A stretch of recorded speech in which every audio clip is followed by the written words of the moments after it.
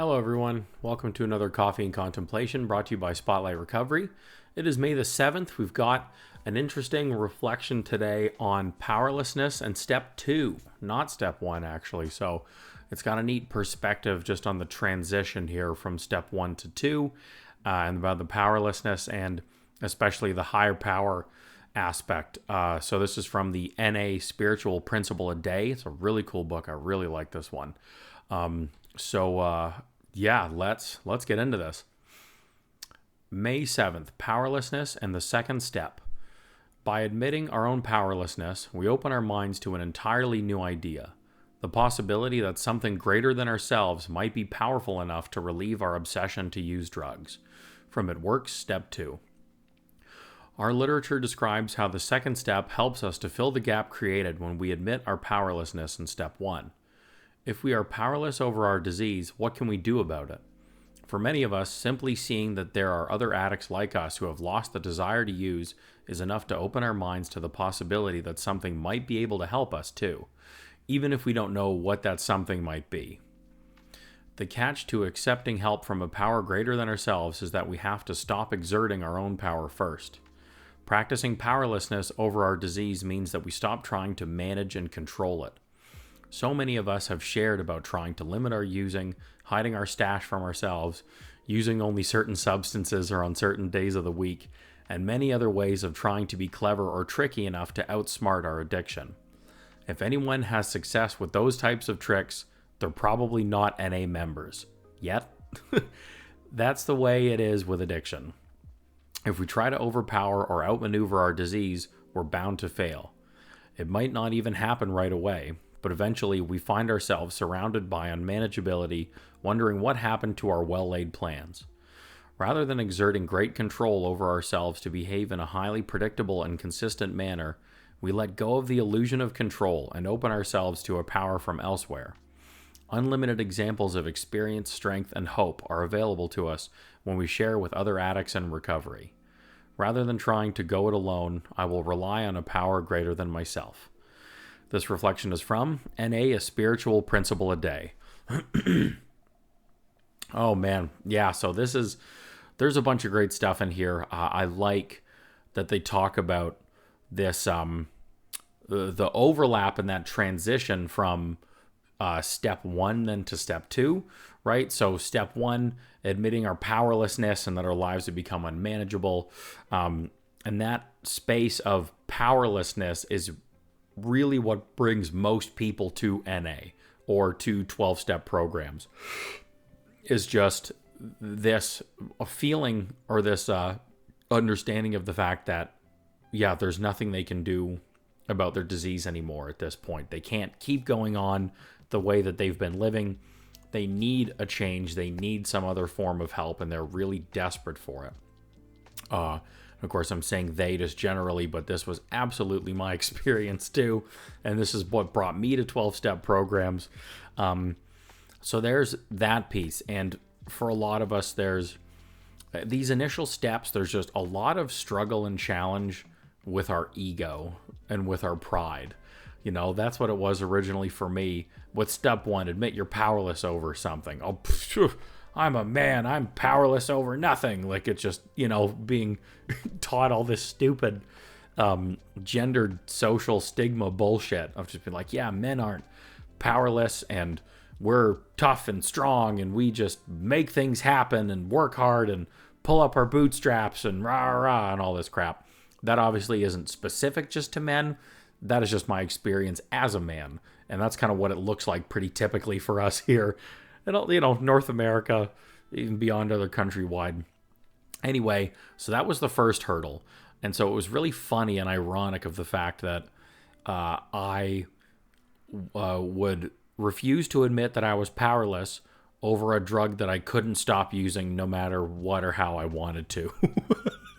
So there was that interesting little piece of irony, But so anyway, so there's the first piece. And so the other part with that too is we are powerless over our disease. Therefore, that also makes our disease powerful. That is a sickness that we have this illness, a spiritual illness, however you want to call this illness that we have that clearly has power over us. And as it describes further on in the reading, we have tried every which fucking way to not be powerless over this thing.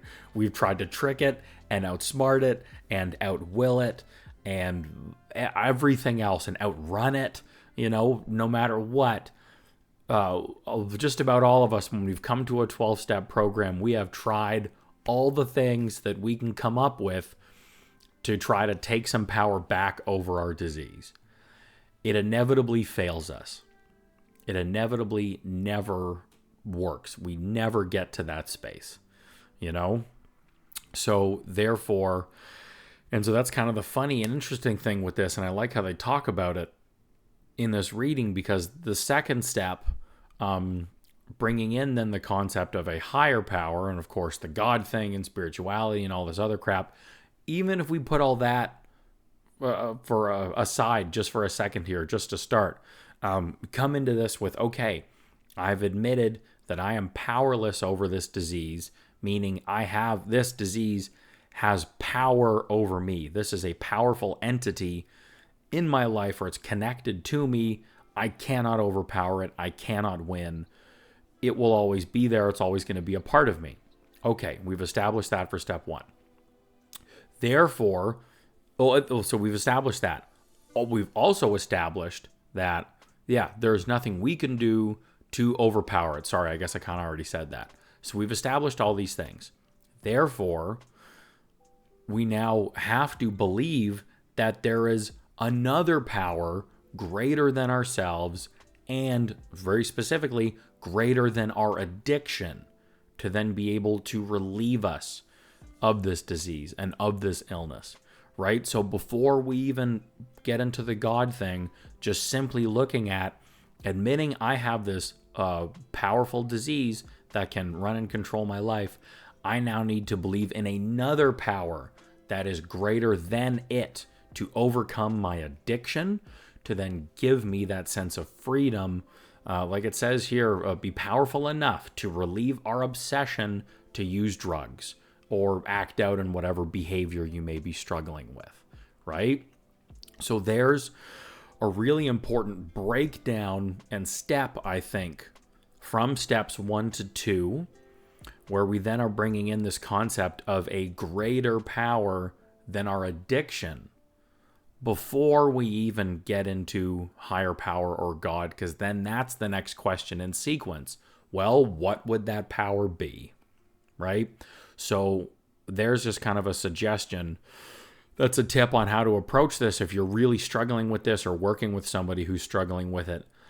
Just getting to that space of saying, okay, yep, I admit I'm powerless over my addiction, and I now have to believe that there is another power greater than my addiction that can relieve me of it, right? And so again, have to, well, if you want to work a 12-step program and want this freedom in life and recovery through this process, and to have faith and believe that you can be free of addiction and that you're never going to use again, then yes, this is the have to, this is the next logical step. Then you get into what is that power. That's where the old blanket statement of God, a higher power, comes in, all of that stuff. I'm not even going to get into that too much today, I don't think. I think just this initial piece of breaking down these two differences of, or just really breaking down this power dynamic, and then looking at that transition from steps 1 to 2 of the powerless we are no matter what, there, because we have this disease that is more powerful than us. Therefore, we need to believe in another power greater than our disease to beat that. Just looking for, like, the bigger kid on the schoolyard, basically. So that's just more what I want to focus on with this today. And well, that's what this reflection really focuses on a lot more, which I really like. And I really like that, and just this language that they use and talk about this. And don't get into the God thing, the higher power as God or whatever it may be. They don't even get there in this reflection at all. And so I really like that. And there's just a lot of good stuff in this. I really like how it's written, how it's represented. I really appreciate this reflection. Also, too, just a reminder, if you're just listening to this on audio, we always put a version of the reading in the description so you can take a look at it, read it yourself, save it on your phone, just so you've got those there for you too. Okay. I'm just, you know what? No, I think I'll spend time reading through it and everything. I think we've covered the good basic points out of this reflection today. So I'm going to wrap them up on that. So yeah, take a look at that yourself and let us know what else stands out for you down in the comments below. How do you resonate with this? Would love to read and see those shares. And whatever platform you're on, there's ways you can follow, like, and share this content, which really helps us grow and gets that message out to help other people. And other ways you can support us by donating and joining. And then there's lots of free resources in there too on how Spotlight Recovery can support you. So take a look through there too, because there's a lot of more resources on there, okay? Last is I do private recovery coaching with folks. So if you're liking what you're hearing and feeling like you need some more help and support on how to do this work and get through this process, reach out to me. Links in the description too. Would love to chat and see if there's a way that I can support you through your recovery, okay? But for now, thanks for stopping by and checking out today's episode. Hope you enjoyed that. Wishing you a blessed 24 in your recovery, and we'll see you again tomorrow.